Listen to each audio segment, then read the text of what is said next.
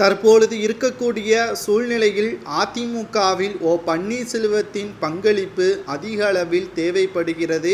அவர் மட்டுமல்ல, சசிகலா அவர்களது பங்களிப்பும் அதிக அளவில் தேவைப்படுவதாக எடப்பாடி பழனிசாமி தலைமையில் நடைபெற்ற மாவட்ட செயலாளர்கள் கூட்டத்தில் தென் மாவட்ட நிர்வாகிகள் கூறியிருப்பது மிகப்பெரிய ஒரு அதிர்ச்சியை ஏற்படுத்தியிருக்கிறது. குறிப்பாக கோவை, திருப்பூர் மற்றும் நீலகிரி போன்ற தொகுதிகளில் அனைத்திலுமே அதிமுகவின் கோட்டையாக இருந்து வந்த நிலையில் தற்பொழுது படிப்படியாக அதிமுகவின் செல்வாக்கு நிலைகுலைந்து போய் கொண்டிருக்கிறது. அதுவும் திமுகவின் கேடுகட்ட ஆட்சியின் மூலமாக தமிழக மக்கள் மீண்டும் அதிமுகவை விட திமுகவே இருக்கட்டும் என்ற நிலைமைக்கு தமிழக மக்கள் முடிவெடுத்திருப்பதற்கு என்ன காரணம்? கடந்த ஆட்சியில் அதிமுக அப்படி என்னதான் தவறை செய்தது என்று பார்த்தால், நிச்சயமாக கடந்த ஆட்சியில் கொரோனா காலகட்டத்தில் எடப்பாடி பழனிசாமியாக இருக்கட்டும், துணை முதல்வர் பன்னீர்செல்வமாக இருக்கட்டும், அதிமுகவை சிறப்பாக தான் வழி நடத்தினார்கள்.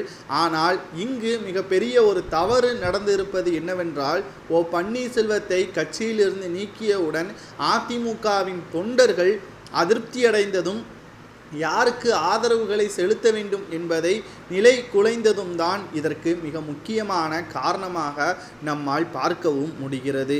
சொல்லப்போனால் எடப்பாடி பழனிசாமி அவர்கள் 2021 3.5% வித்தியாசத்தில்தான் திமுகவிடம் தோற்கடிக்கப்பட்டார். அதற்கு காரணமும் நமது அனைவருக்குமே தெரியும். ஆனால் அப்பொழுது பன்னீர்செல்வம் அவர்களது ஆதரவுகள் இருந்தது. அப்பொழுது அதிமுகவில் குழப்பங்கள் கிடையாது. ஆனால் நடந்து முடிந்த மக்களவை தேர்தலில் ஒரு இடங்களில் கூட வெற்றியடைய முடியாத நிலை ஏற்பட்டிருப்பதற்கு என்ன காரணம் என்று பார்க்குமேயானால், 2 கோடி தொண்டர்களில் வெறும் 80 லட்சம் ஓட்டுக்களை மட்டும்தான் அதிமுக நடந்து முடிந்த மக்களவை தேர்தலில் பெற்றிருக்கிறது. குறிப்பாக அதிமுகவின் தொண்டர்கள் செயல்படாததுதான் காரணம்.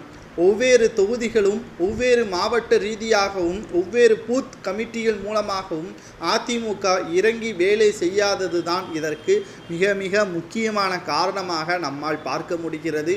ஒற்றுமை என்ற ஆயுதத்தால் மட்டுமே திமுக எத்தனை கோடி பணத்தை கொடுத்தாலும் அதை அனைத்தையும் முறையடிக்க முடியும். புரட்சித் தலைவி ஜெயலலிதா அவர்கள் ஒரு வார்த்தை சொன்னால் போதும், தொண்டர்கள் அது சரியா தவறா என்று கூட பார்க்காமல் அதை அப்படியே கேட்டு வந்தார்கள். தற்பொழுது ஒற்றுமை இல்லாத காரணத்தினால் தொண்டர்கள் குழப்பமடைந்திருப்பதற்கே இது காரணம் என்றும் கூறப்படுகிறது.